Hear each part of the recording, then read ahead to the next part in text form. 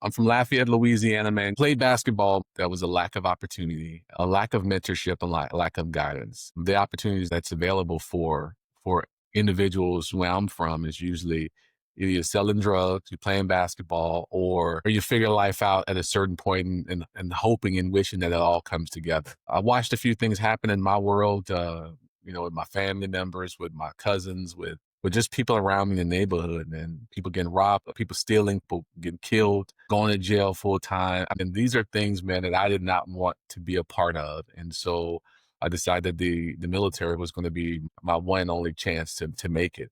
I could have played basketball, but I felt like that was not, my life was not set up. My family structure was not set up for me to be successful. And so I joined the Air Force. I decided to join the Air Force in 1995, 28 and a half years, man, the journey took me to now, retired in 2024. And I can tell you that was looking back, now being 30 years, almost 30 years ago, was the best choice I've made, for my life.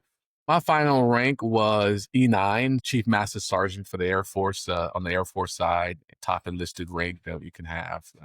It's pretty cool to serve in that position because, what they say in the Air Force, is that we're the top 1%, all right, the top 1%. But truly what that means to me is that we are now in a position where we impact 99% of the force. If you can share more stories about that and how you impacted the organization as a whole in that position. 28 and a half years. When I joined the Air Force, I was a armament systems apprentice. So basically, as fancy as the recruiters would tell you, my job was to load bombs on aircraft. Now my job will be a maintainer in the Air Force. And so learning the job of a maintainer, loading aircraft, fighter aircraft, that's where majority of my time was spent on fighter aircraft. The jobs that we have in the Air Force is so important for the missions that we're going to do to keep America safe, keep our partners safe, keep our interests, protected. And I would tell you that knowing how important that was, it became a point to where I got focused on the education aspect. And so education became one of my biggest things. All right. So it's like being a weapons guy, I worked in jobs to where I was helping teach others how to be better loaders, how to be better trainers, and how to be better maintainers. And so I fell in love with that side of the world. And so early on in my career, I find myself moving to jobs and positions where I'm able to educate, train, and develop. And so as I got to my 10th year in the Air Force, I got an opportunity to be an instructor. And so that's a professional military educator. And so I went to Germany. I was stationed in Capone Air Base, Germany. And that's what I did for 4 years. My job was to train leaders on how to be better leaders in the Air Force. I said to say this is that when I ended my career or retired, prior to retiring, my last 3.5, 4 years was at the Pentagon. My job was workforce education and development. For short, I was in a position where I was helping develop the training and the vision for how we're going to develop airmen for, the next 4 or 5 years, 10, 20 years. And so workforce education was my bread and butter.